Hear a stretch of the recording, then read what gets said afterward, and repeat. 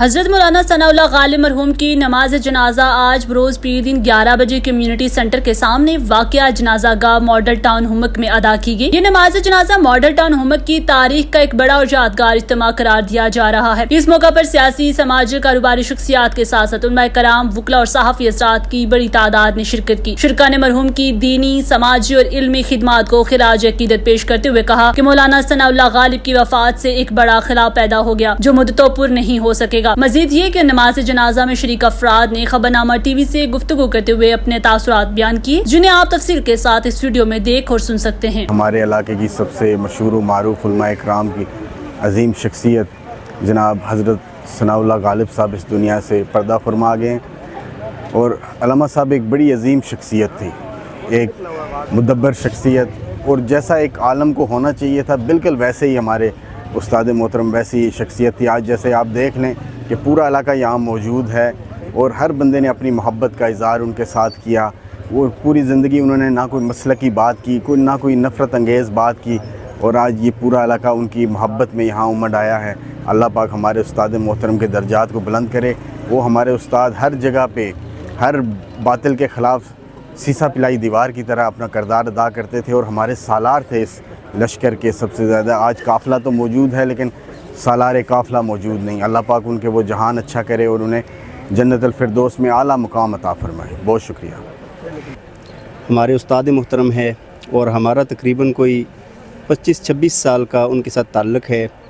اللہ تعالیٰ نے ان کو بڑی صلاحیتیں عطا فرمائی تھی، اور علماء کو جوڑنا اور ہر تحریک میں آگے آگے ہونا اور دینی کاموں میں بہت زیادہ بڑھ چڑھ کے حصہ لینا، اور دنیا سے بہت زیادہ بے رغبت انسان تھے۔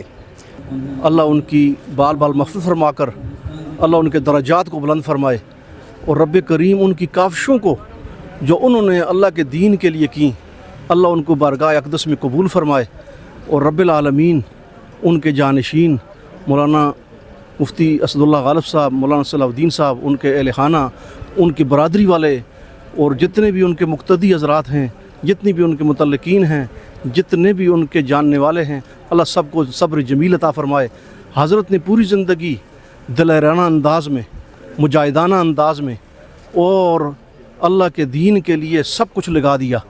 کبھی بھی شہرت اور اس طرف دنیا کی شہرت کے لیے نہیں گئے، اور میری ان کے ساتھ تقریباً 35 سال کی رفاقت تھی، اور ان کا میں مقتدی تھا۔ بسم اللہ الرحمن الرحیم۔ آج ایک عظیم سانحہ ہے ہمارے لیے۔ اب سمجھ نہیں آتی کہ ہم لوگ ہمارے ساتھ تعزیت کر رہے ہیں، ہم لوگوں کے ساتھ تعزیت کرتے ہیں۔ پورا علاقہ اس وقت سوگ کے عالم میں ہے۔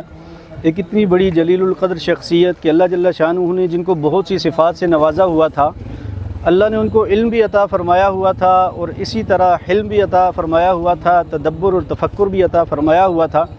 ہر طرح کی صفات اللہ جل شانہ نے حضرت کو عطا فرمائی ہوئی تھی۔ شیخ الحدیث حضرت مولانا ثناء اللہ غالب صاحب رحمہ اللہ تعالی، انہوں نے اپنی جوانی سے بڑھاپے تک کی زندگی یہاں ماڈل ٹاؤن کے اندر گزاری، اور سینکڑوں نہیں بلکہ ہزاروں شاگرد اس وقت ان کے پورے پاکستان میں موجود ہیں۔ اور اللہ نے ان کو ایسی ایک صفت عطا فرمائی ہوئی تھی کہ ہر وقت ہر لمحہ وہ صرف اور صرف دین کی نشر و اشاعت کے بارے میں سوچتے رہتے تھے۔ ہم حیران ہوتے تھے کہ اس بڑھاپے میں بھی اپنے علاقے میں جہاں جنگلات اور بالکل کوئی سہولیات نہیں، بجلی نہیں پہنچی ہوئی، وہاں پہ انٹرنیٹ نہیں پہنچا ہوا، سہولیات نہیں ہیں لوگوں کے پاس، لیکن حضرت نے وہاں اپنے آبائی علاقے میں گلگت بلتستان میں جہاں بجلی بھی نہیں پہنچی ہوئی ہے، دین پہنچانے کی کوشش اب بھی یہاں سے کر رہے تھے۔ یہاں پہ آپ جتنے لوگوں سے بھی گفتگو کریں گے، ہر بندہ رنجیدہ ہے، ہر بندہ افسردہ ہے، کہ جس کی وجہ سے یہاں پہ آپ دیکھیں اتنا بڑا جنازہ ہوا۔ اور ایک بات جو میں یہاں پہ ہائی لائٹ کرنا چاہتا ہوں کہ ہم اس وقت جس جگہ پہ موجود ہے، اگر کیمرہ آپ کو دکھا سکیں تو اس سے پیچھے ایک ہاؤسنگ سوسائٹی کی دیوار ہے۔ انہوں نے وہ دیوار آگے کھینچ کے لا کے اس جگہ پر جہاں پہ یہ گراؤنڈ ہے جو بچوں کے کھیلنے کے لیے یہ رفائی پلاٹس ہیں ماڈل ٹاؤن کے، اس پہ قبضہ کرنے کی کوشش کی۔ تو مولانا ثناء اللہ غالب صاحب نے نہ صرف متعدد پروگرام آرگنائز کیے بلکہ عملی طور پر یہاں پہ مزاحمت کی، اور اس کی وجہ سے یہ پلاٹس جو ہیں ان پہ قبضہ نہیں ہو سکا، اور آج اللہ کا آپ کرم دیکھیں، اللہ کا فضل دیکھیں کہ اسی جگہ پر ان کا جنازہ ادا کیا گیا۔ مولانا صاحب نے کشمیر کا مسئلہ ہو، فلسطین کا مسئلہ ہو، کوئی بھی پاکستان کا یا بین الاقوامی مسئلہ ہو، اس کے اوپر وہ ختم نبوت کا معاملہ ہو، किसी भी मामले के ऊपर वो प्रोग्राम मुनक्किद किया करते थे।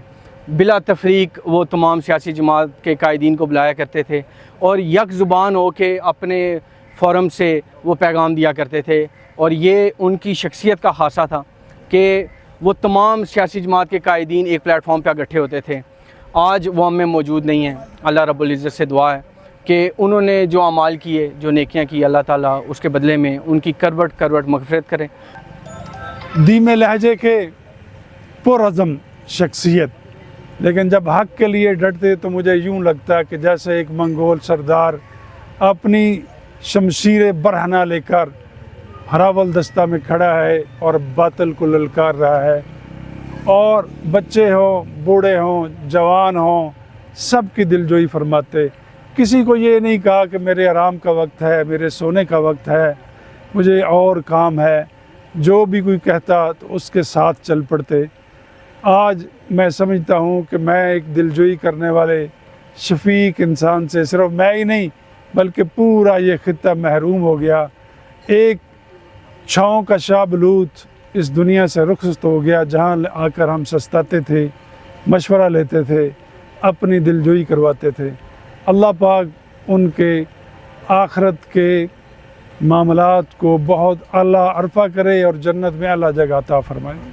वो क्या है जो हमने पाया नहीं, वो क्या है जो हमने पाया नहीं, कुर्बान में उनकी बख्शिश के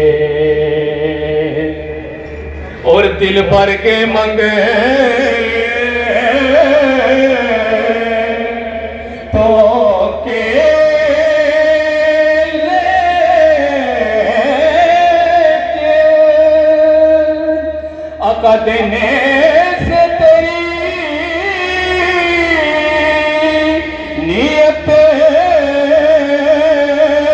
न भरी,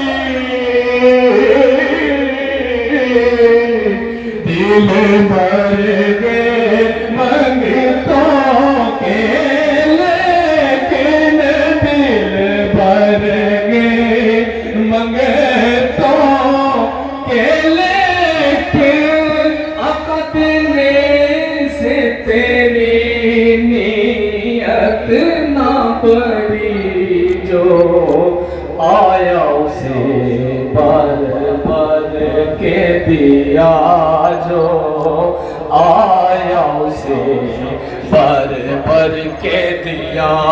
महरों में कभी लौटाया नहीं, महरों में कभी लौटाया नहीं, कुर्बान में उनकी बख्शिश के मकसद भी ज़बान